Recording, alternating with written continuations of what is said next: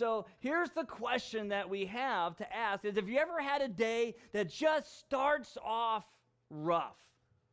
Have you ever had a day you wake up in the morning and you just know it's going to be a bad day? Have you had that at all? I mean, is that something you're familiar with? You wake up and you go, something's off, I'm in the shower, my feet feel funny, my socks are still on. This is just going to be one of those bad days. You know, it's try as you may to say, this is a good day, God gave me this day, there's bad events in it. You're just like, but there's more bad than good when it comes to those events. It's just going to be rough. Okay, that's where Nehemiah is in Nehemiah chapter 4. Okay, as he's starting off the project, he has been sent by the king of Persia, Artaxerxes, to go to Israel. He is allowed to rebuild the walls and try to make the gates and the walls secure and give people access to the temple and access to God and to get the city safe. And Nehemiah starts the building. Chapter 4 is a big part of this now. We have gotten the list of who was working where, but here comes the building, and the day starts, and the project's really going, and it's going to start rough. It's going to start very rough. In fact, verse 1 through 3 starts as this. It says that when Sanballat heard that we were rebuilding the wall, he became furious. He mocked the Jews before his colleagues and the powerful men of Samaria. And he said, "What are these pathetic Jews doing? Can they restore it by themselves? Will they offer sacrifices? Will they ever finish it?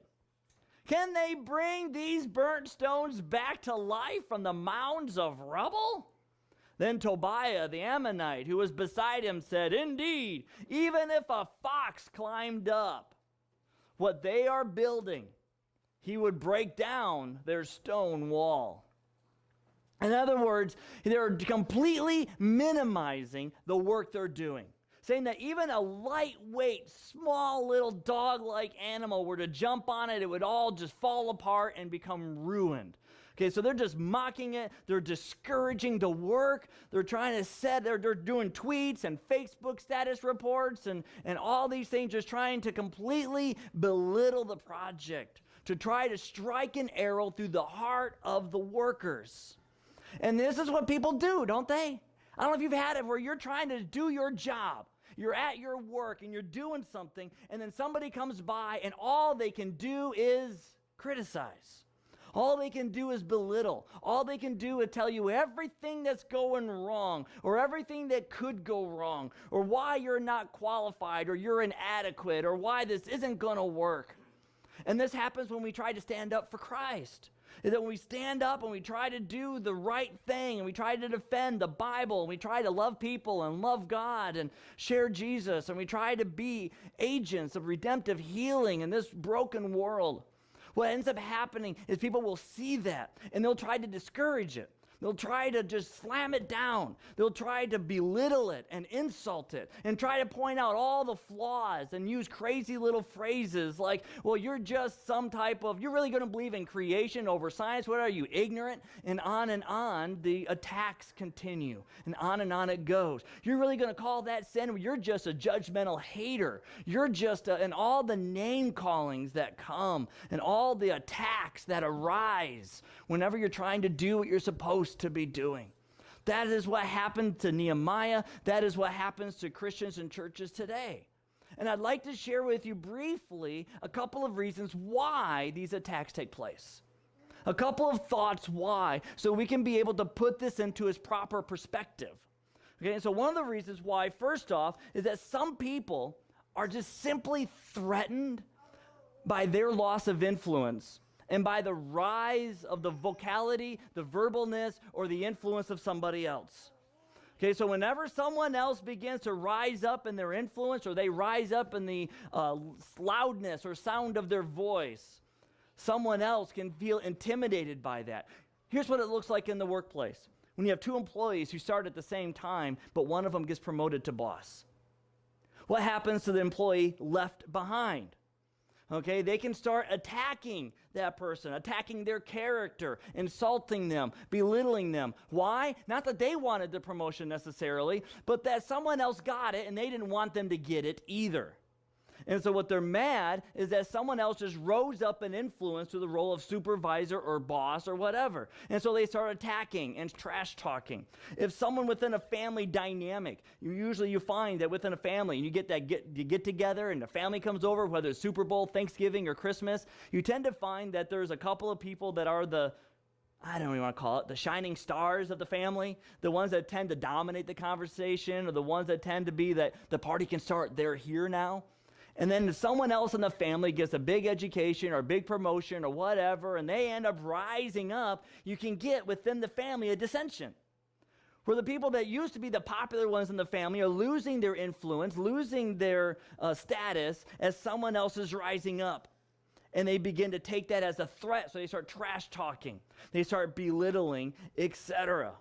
Okay, so that is what it's about, authority. There's a pride issue there in that first category. Here's a second category for you, that some people become envious.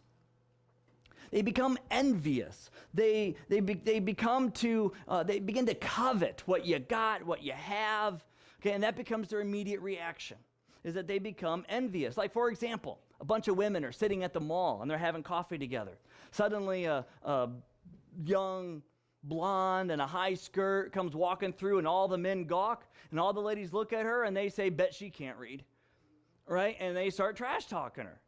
Okay, now, they don't even know her. She hasn't even done anything wrong, except for the fact that she was born and she's pretty. Okay, that's the only thing that has happened. But yet people are trash talking her because they're envious, because she's able to wear certain clothing, and because she's able to have a body that guys are looking at. And there's envy that sometimes is there with that. People in churches can become envious of other churches. You know, hey, we're struggling. We can barely even get our bills paid. And yeah, here's a new church that's busting at the seams. Well, then they start trash talking them. Bet they're compromising the gospel. They got that hip hop music going on. They don't even have real praise music. They just sing 7 verses, 7 words 7 times. That's all they got going on. They don't even do the real hymns of real meat. We're a church of substance, and people don't like substance. So they go to where the non-substance churches are. That's why they're growing and we're struggling, and on it goes. Rather than asking and going to them humbly and saying, man, you guys really are reaching out. What are you guys doing? How can we improve? Where are we missing it? Okay, but there's that envy that sometimes is that immediate reaction. So we have the threatened by the rise of success. We have envy as a second category. A third category would be where people have what are called an agenda conflict. And they will just rise up and attack because there's an actual agenda conflict. Person A wants to love people, love God, and obey the Bible, and person B does not. Okay, and their agendas are completely at conflict, and there is no solution. There's just going to be conflict. There's no way around it. Some people want to do life their way with their morals and their ethics and their whatever, and they want everyone else to agree with them that that's the way it's supposed to be. And if they don't get them to agree, then that means their lifestyle is not being validated. So then they start trash talking and using manipulative phrases, stuff like, if you don't accept me, then you don't love me. If you don't say that what I'm doing is right, then you're just a hater. And on the attacks begin to go. And there's an agenda conflict. Somebody wants to go left, somebody wants to go right. You can't do both, so therefore, conflict. And trash talking begins to happen, and insults begin to happen, and the rise of the conflict begins to take place. And then the fourth category, pretty much the final category, there's a whole lot more really, but just to give us an idea of what Nehemiah is dealing with here in chapter 4, the fourth one is called a conflict of preferences. And this is just something interesting. It's where two people have the exact same goal and the exact same agenda. It's just, how are you going to achieve it? And there's conflict there. You know, a really simple example would be where a husband and a wife both want to eat. They're both hungry, but they have conflict over their preferences. Where and what are they going to eat? Well, I would love a pizza. Well, I want Chinese. Okay, well, I don't want Chinese. Oh, it just sits funny. Well, I don't want pizza. We had pizza last week. And the conflict begins to rise. Well, you always want to eat that Oriental stuff that just says, why can't you eat good old American food? Well, why do you have to be so judgmental over other countries and other cultures? Because they have good food too, and just because it's made out of soy sauce, does that mean you can't appreciate it? You know, and you see how trash talking can begin to happen? You can sense the escalation. You guys are laughing because you've been there. Over food, okay? You know, and I tell husbands, be wise. Tell your wife, honey, it's not what I eat, but who I'm eating with that's important.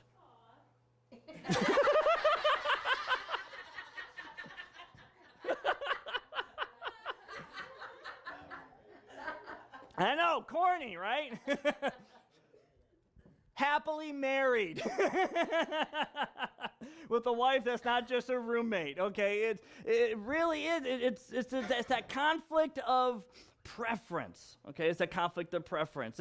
We have the same agenda, but how we get there is where the conflict is. What road we take. Let's go to the mall. Well, let's take the highway. Let's take the back roads. Highway's faster, back roads less traffic, and the conflict ensues. Okay, that's what that can look like. Now, there are some people, it's almost like a fifth category, but it's not a category per se. There are some people that are just addicted to fighting. There are some people that only feel a sense of life, a sense of purpose, if they are complaining about someone or something. Okay, and so what they do is they category jump. They'll start in one category and they'll hop to another category and they'll hop to another category, back down again in order to keep the fight ensuing, in order to keep it going, in order to let it grow. They want to nurture the battle. They want to fertilize the war. Okay, and so they want to just make it happen. And so, for example, they might start with an issue of category preference, starting there at 4. And then they start hearing about the whole thing of meals, like my wife and I. And I might say, hey, it's not what we eat, but who I eat with that's important to me. And then she goes on. And then another woman who's not as happily married may say, well, that's easy for you. You have a happy marriage because you got a good job and you got a good spouse and you got good kids and you got a... Now, what category has that suddenly become? Envy. Right? Now they just jumped from preference to envy. And then if you try working with them saying, you can't live your life trying to change your spouse and change your kids and change everything else that's outside of your control. You really got to change you and your perception and how you react to it and try to work with them in a loving, sacrificial way. And and the more you start giving into that, they'll start moving up to a different category, like category 1, and start wanting to trash talk you to everybody and starting to want to think that you have some type of influence. So they got to have a higher influence showing that their way of life is just the way it is. And yours is unrealistic and full of holes and shallow. And on the attacks will go as they jump from category to category. And I hope that you're not one of those people. My prayer is that you don't become one of those people that get fired up and a sense of purpose and energy over complaining and fighting and having something to war against. My hope is that you're not about changing everyone else but yourself, because life is so much more than just fighting and bickering and being negative and how everybody let you down and that's the way it is and I'm not going to change. Life is so much more than that. And it's meant to be so much more. And so hopefully you don't find yourself just becoming alive from griping. Allow yourself to come alive when you're able to restore relationships with people. Then you'll start finding yourself more like a person in Nehemiah's camp versus the enemy's camp. So here's Nehemiah facing people in all these categories, and they're jumping around, and they're afraid of the influence of Israel. They're envious of the success of Israel, and they're envious of Nehemiah's rise in position and power. And they have a whole different agenda. They don't want Israel to come to power. They don't want the temple to be reinstated. They don't want the sacrifices to start again. They don't want to follow the God of the Bible. Whole different agenda. And so they're trying to make it sound like, hey, we have Jewish backgrounds. We can come in and we're going to say that this just isn't worth it, that this is a preference battle, but in reality, they're jumping between the first 3 categories. And so now Nehemiah has to respond. Okay, the Nehemiah himself now has to sit down and figure out how is he going to respond to these critics, to these people that are making his life difficult and making the job harder than it already is. How is he going to respond? Verse 4. Nehemiah writes in his memoir, that is our book of Nehemiah, and he says, "Listen, our God, for we are despised. Make their insults return on their own heads, and let them be taken as plunder to a land of captivity. Do not cover their guilt, or let their sin be erased from your sight, because they have provoked the builders." So we rebuild the wall until the entire wall was joined together up to half its height. So the people had the will to keep working. Nehemiah's response first was prayer. Okay, that was Nehemiah's first number one response, was an attitude of prayer. And I want you to notice something interesting about his prayer. Are you surprised by it? Sounds rather assertive, wouldn't you say? Okay? Nehemiah's prayer was not about vengeance. Nehemiah's prayer was really about God's justice. That's what it was. Nehemiah was not asking for a curse upon people. He was asking for God's justice, to set the record straight, and to call what was right, right, what was wrong, wrong, and to let judgment reign accordingly. Okay, that was Nehemiah's prayer here, was for God's justice. And I want you to notice that for Nehemiah, prayer was not a last resort for him. It was not the when all else fails pray. For Nehemiah, it was the first line of defense. He gets attacked, the people are getting attacked. The first thing he does is, God, may your justice reign. God, you have called us to do this job. And since these people are against us doing your job, these people are against you. And these are your enemies. And I want you to do to your enemies what you do to enemies. You know what God does to enemies? If they don't change to join his team, he kicks butt. That's what God does. Okay, and that's what Nehemiah is asking for, is for that type of justice from God. God, may your justice reign. And then Nehemiah, what does he do? Did you check what happened in verse 6 there? He went to work. He went to work. He prayed, and then he went to work, and he told all the people, here's this prayer to our God. We're going to trust him. Let's get to work. And the people worked. I am so moved by this, because here's what I've noticed within churches and within American society is that when things get rough and things go bad and there's oppositions and there's difficulties, people quit. That's what I've noticed, that people quit. They get yelled at by their boss. They get a write-up. They get and they make a mistake and they get corrected about it. And what's the first tendency? To want to quit their job and to go find a place where they are respected. And that's what they call it. I need to go someplace where I feel respected. Here's a place that was willing to correct you. They didn't just say, you screwed up, you're fired. Instead, they gave you a punishment to show you the level of mistake that it was, and they yelled at you. Yeah, it was humiliating. Yeah, it was embarrassing. And you're still employed, which means they're respecting you enough to correct you. And so get back to work. But people want to give up. They want to go find a new job. They want to go find a new church. They want to go find whatever it is, new friends, new whatever, because they're embarrassed and they want to not come across how the changes they got to make. It's too difficult now. I got a talking to. So now I got to go. I'm never going back there again. And don't quit. When things get rough, you got to keep going. You got to keep going. And so how many of you, when the life gets rough, you just want to give up? You want to call in sick to work. You want to just find a new place. You want to sleep in instead of going to. How many here, maybe you might think within yourself and really be convicted by this if it's true, that when life gets really hard and the hard times hit you, that you begin to no longer even read the Bible. That you find yourself not praying anymore. You find yourself wanting to just give up on so many things. And then you get stressed out and you want to go on vacation.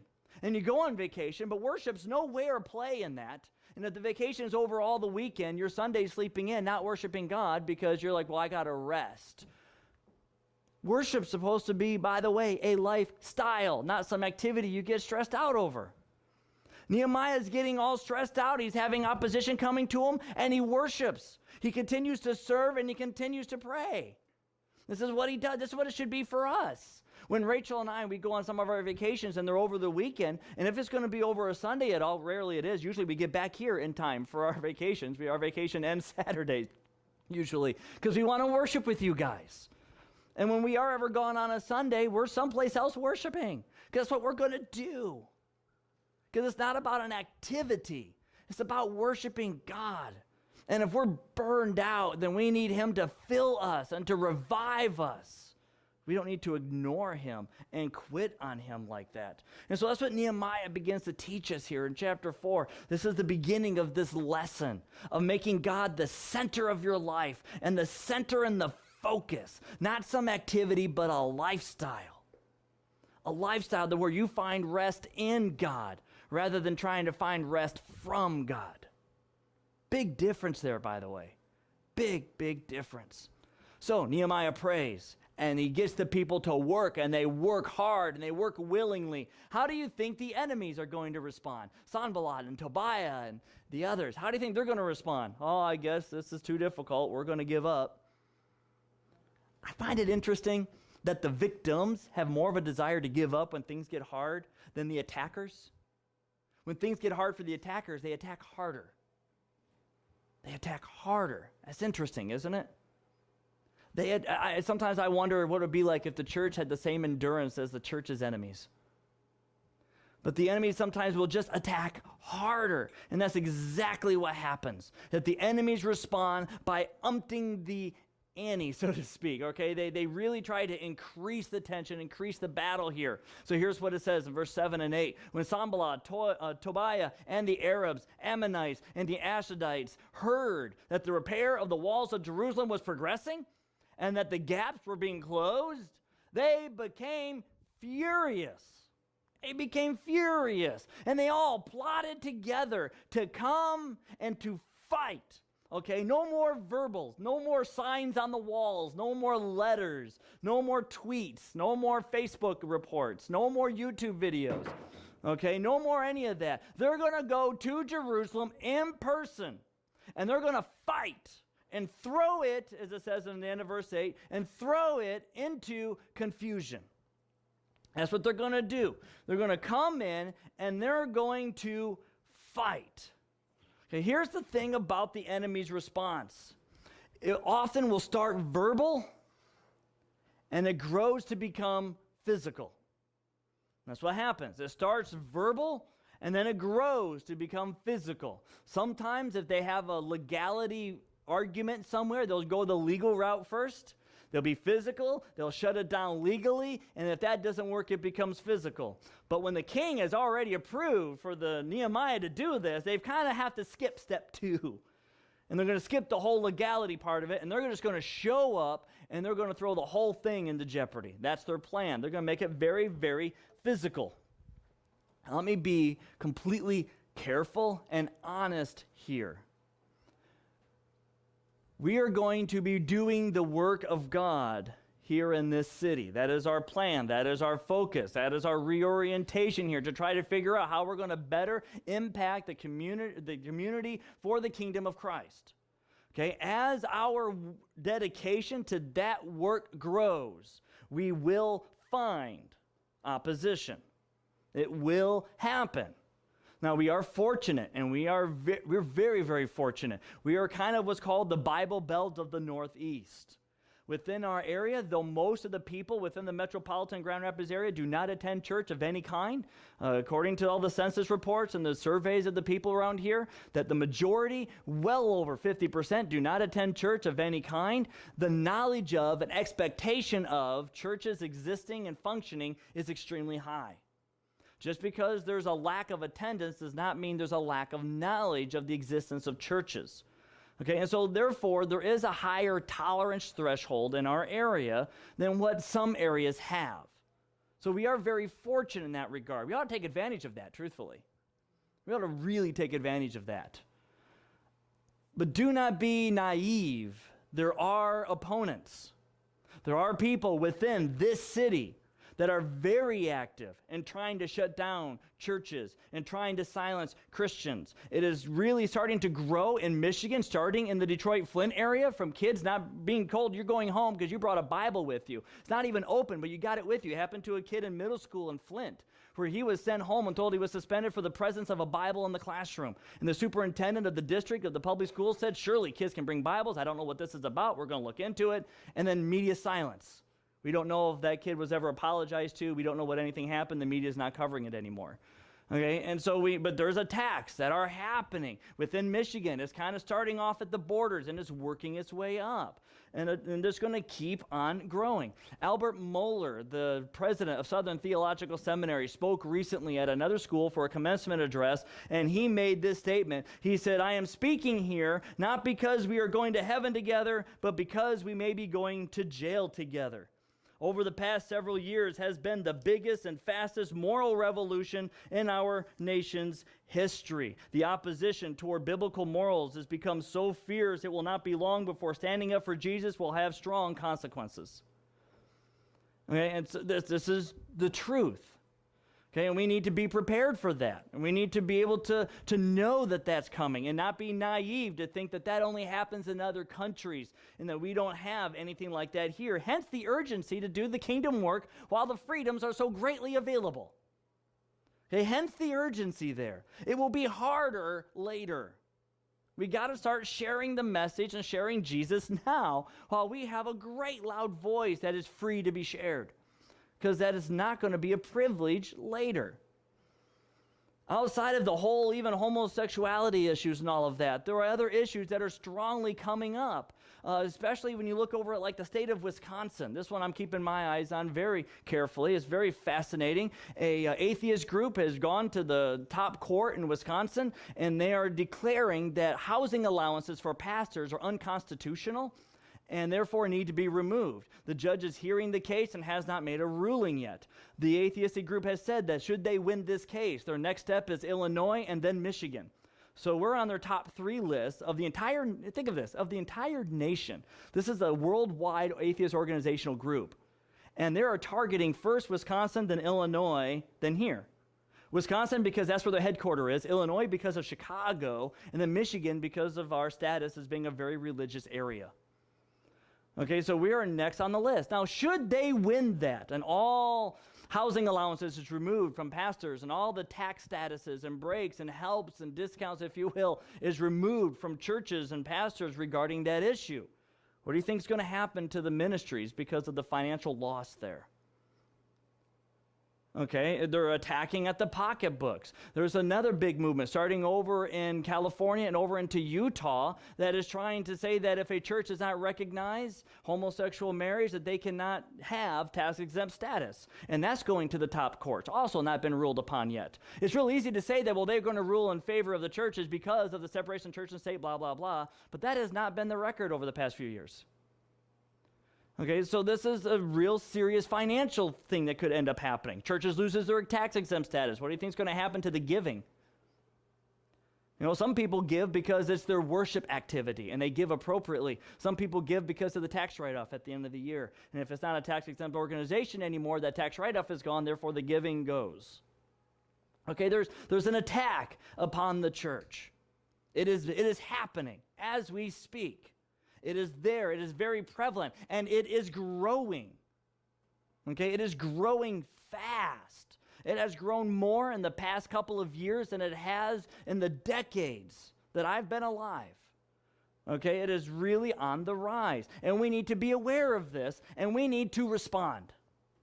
We need to respond by not giving up. We need to respond by not cowering in fear. Last I remember, Scripture said that the Holy Spirit that God has given us not a spirit of timidity and fear, but a spirit of confidence and boldness, right? We have not been given a spirit of fear. We've been given the opposite, the Holy Spirit, who is part of the triune God of Scripture, who is part of this awesome, awe-inspiring judge and creator of the universe. That's who we're working for. We need to appreciate that. We need to work within that. Okay, we need not to give up, not to get lazy, not to get naive. We need to be focused. We need to be intentional. We need to work. So when the conflict comes, how do we go about actually handling it when it hits our congregation? When the conflict hits our people, our city, it's no longer Flint. It's no longer Wisconsin or Illinois. It is Grand Rapids. It is the people of Anchor Community Church. What do? How do we respond? And by the way, attacks have started for Anchor Community Church, by the way. Personally, been attacked myself several times. Okay, so the attacks are coming. So what do? How do we respond? Well, let's look at the rest of this first section of Nehemiah chapter 4, looking at verses 9 through 14. Here's what Nehemiah does. So we prayed to our God and stationed a guard because of them day and night. In Judah, it was said, the strength of the laborer fails, since there is so much rubble. We will never be able to rebuild the wall. And our enemies said, they won't know or see anything until we're among them, and we can kill them and stop the work. When the Jews who lived nearby arrived, and they said to us time and again, everywhere you turn, they attack us. So I stationed people behind the lowest sections of the wall. At the vulnerable areas, I stationed them by families with their swords, spears, and bows. After I made an inspection, I stood up and said to the nobles, the officials, and to the rest of the people, do not be afraid of them. Remember the great and awe-inspiring Lord, and fight for your countrymen, your sons, your daughters, your wives, and your homes. Remember how verse 9 was. Nehemiah said, we prayed. He prayed again. He had already made prayer his first line of defense. And now Nehemiah again makes prayer that second line of defense. So what he does, he starts with prayer again. And so many people, when they get criticized, they don't start with prayer. Instead, they start with verbal attacking back. Take, for example, if you will, internet attacks, internet criticism. Okay, this is one of the most common things that we'll be experiencing. That's what I've been experiencing several times throughout my several years as pastor. Okay, is the internet attack, the digital critique, if you will. Okay, where people go online and they bash you. Either a tweet is bashing, or a Facebook status, or a comment is made, or an email is sent, attacking, belittling, insulting, whatever the case may be. And it can be the first response to say, oh yeah? Reply. Click, click, click, click, click, click, click, click. That'll show them. Enter. Right? I'm going to get on Facebook. I'm going to say this. They'll never say this to me again. Ha ha! Click.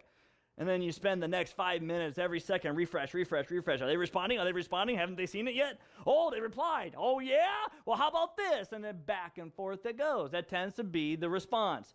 The first response should be prayer. Good, you're paying attention. The first response should be prayer. The second response needs to be silence, especially internet criticism. Notice that Nehemiah does not write a letter back. Notice Nehemiah is not writing anything to Tobias, nothing to Sanballat, nothing at this point. He's not wasting his time. Somebody writes bad things about you online, put it into prayer, and the best rule of thumb is do not respond. The best rule of thumb is do not respond. It will only empower them. It shows that their argument was valid, and it sets a precedent that says that if they freak out, they will get you to respond. And that is a habit you don't need to waste your time with. That is a dynamic you do not need to absorb all your energy, all your emotions with. So the best thing to do is just not to respond. Pray, trust for God's justice, and keep doing the work. Don't stop doing the work to respond to someone that doesn't need a responding to anyways, because they're stopping you from doing the work. Okay, so if you respond, you just make them more powerful. You draw everyone's attention to them, and that's not worth it. And it just isn't worth it. So you surround it with prayer.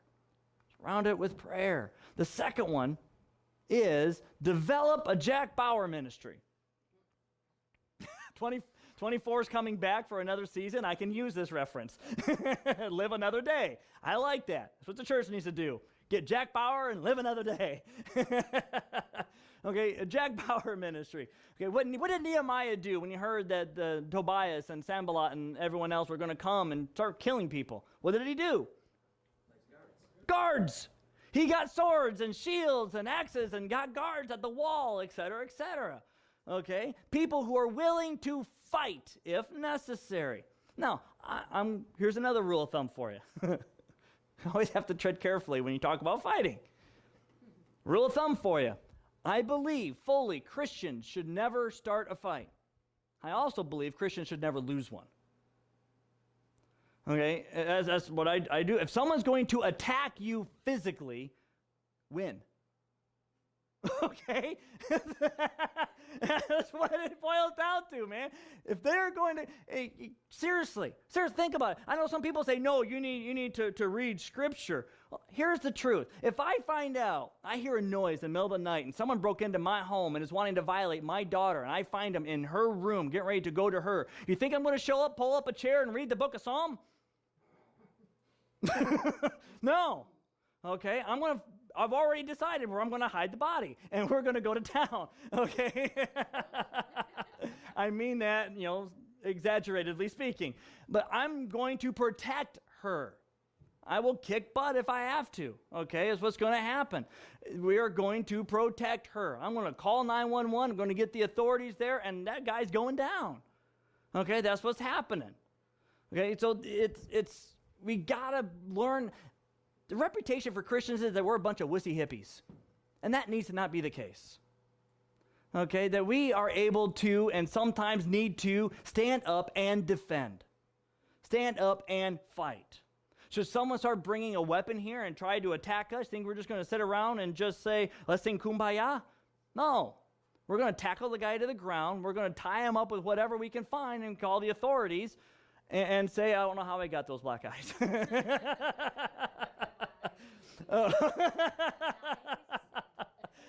Someone else did it. It wasn't me. It was Alan. But that's the thing, though. We don't start a fight, but doesn't mean that we lose it either.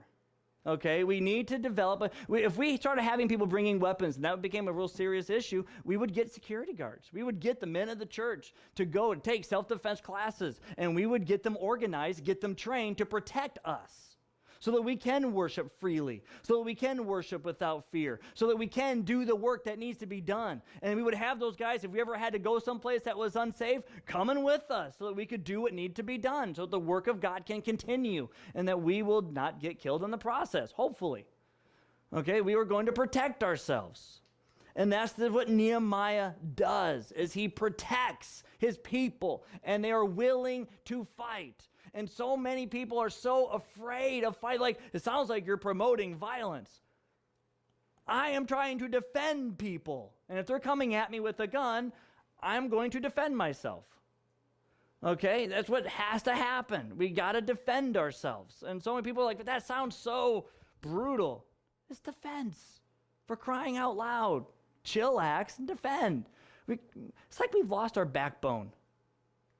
It's like we've lost this will of what it means to be firm, to be bold and courageous. Somehow it's like it's only good in words, but if you behave that way, then you're bad. And we need to defend. We do need to defend. They say, well, Jesus didn't defend anything. He wasn't defending himself. He himself went to the cross. He himself is. That was for a particular purpose. What are we supposed to? We're supposed to defend. We turn the other cheek if they're attacking us personally. But if they're attacking anyone else, we defend them. We defend. The Jack Bauer ministry, I think, is nice, don't you? Here's the other, for internet criticism, just because that's going to be what we're going to be dealing with first, more than likely. If ever the internet criticism that happens, how can we defend with this? Well, it's really, really simple. You can block the person online. You go to Facebook, block, okay? You remove the contact if you have to for defense. If you have to, if a guy is getting attacked and he's married and has kids, then maybe that guy needs to find a way to filter his email, filter the sites, so that his family doesn't get shot in the heart every time they turn the computer on and see bad things written about their dad. And they need to protect their family from what's online. So they need to block, or they need to go on and filter first so that the family isn't seeing that their dad is being attacked like that. Okay, there's ways of protecting. Okay, and then if they start making it physical and they go from the internet to your home, that's when you start calling the police. You get yourself a lawyer, you get yourself a restraining order, and you start playing with the system and you defend yourself every way legally possible, because you want to also be without blame in this situation. It needs to be a defense issue, not you being an attacker. Okay, so you need to play this smart. The third one, as long as you are doing God's work God's way. I need to phrase that again. I'm just going to repeat it. As long as you are doing God's work God's way, God himself will fight with you. It does not mean that you will not be arrested. It does not mean that there will not be martyrs. It will indeed happen. It means that God will fight with you, giving you the strength to endure whatever is necessary, giving you the ability and the boldness and the courage and the wisdom to respond appropriately, etc. And in some cases, removing you from danger so you can fight another day. But if you're doing God's work God's way, God himself will fight with you. I love how Nehemiah started verse 14. Remember what he said? He said, remember the Lord who is great and awesome. Okay, remember the Lord who is great and awesome. The awe-inspiring Lord. In other words, he's telling the people, we are doing his work. And he is not some negligent general that just sends people off for slaughter. He is present. It is his work. He wants it done. He is going to be fighting as well, and God is greater than any army. God is greater than any sword, any person, any critic, any opponent. God is greater than them. And remember the Lord and do not give up. Do not give up. And that's where he then concluded with, so therefore, fight and defend your homes. I almost picture if I made this into a movie, I think I'd make him with blue paint across his face, riding a horse with a kilt. Okay, this is this inspiring speech to get up. Remember God. He is with you. So fight and defend and do the job. One of the ways I like to try to fight and defend and do the job is do what I like to call preemptive strikes. That's right, I like to do preemptive strikes. For example, I have a 3-year-old daughter, and I know that Satan himself, I know that demons, I know that there are people on this earth that one day would love to find a way to destroy her. They would love to find a way to violate her, prevent her from following Christ, to find a way to ruin her and to wreck her life. I know that exists. Okay, that there are, in the How I Met Your Mother world, there are Barneys out there that would love to make her an item on the list, a name on a scrapbook with pictures. Okay, I know that those people exist, and they want to destroy her. And so I have a goal to do what I call preemptive striking. as a way that I am defending my family, defending my home, defending my daughter. Okay, so what I do, and I do this regularly, is I take her out, and we have daddy-daughter time. And I show her love, and what love is, what appropriately love looks like, and how she should be treated. And I show her that I love her, and I'm present with her. And I take her out, and we go get milkshakes together, or we go get smoothies together, and we ride carousels, and we do all these things together, okay? And these are preemptive strikes, because I want her to not go out into this world searching for love, searching for acceptance, searching for appreciation, and putting out just so she can risk love coming in. And if I can preemptive strike that, I will. And that's what I'm doing.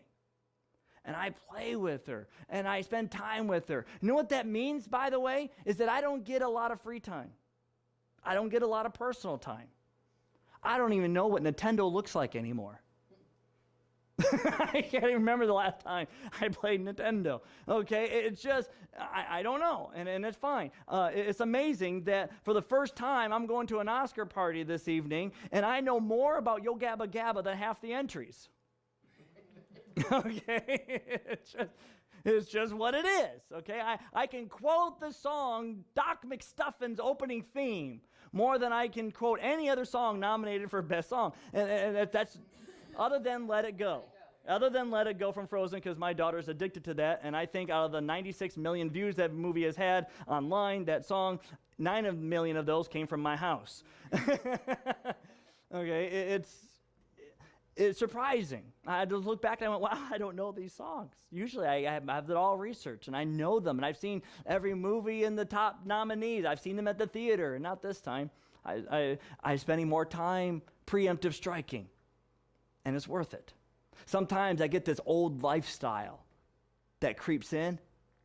And this old lifestyle says, what's happened to you? Where's your fun? Where's that time without kids? Can't you just go and just treat yourself? You've deserved it. You've worked hard. You've whatever. You know what those are? Great arguments that are a lie from Satan trying to distract me from preemptive striking my daughter's safety.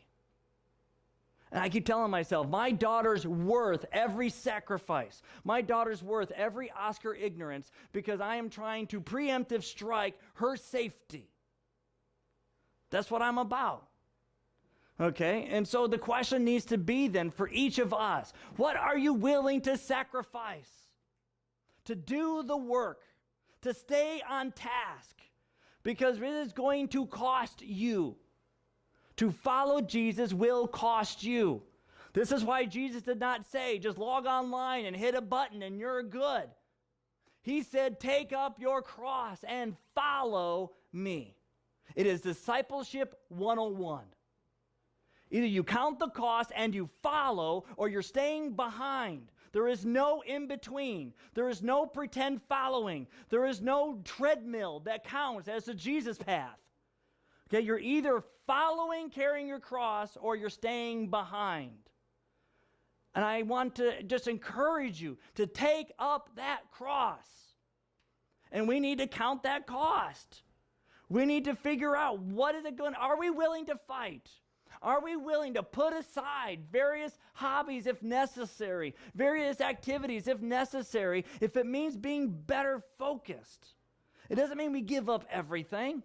I still go to movies. I still have my kids go and see their grandma and grandpa, and my wife and I go out sometimes to eat, or we order in, or we watch something on TV, or we go to a theater, and we have seen some movies that are Oscar nominated. It's not that you cut everything out completely, but you make sacrifices so that the work of God still progresses, so that the work of God is still moving forward.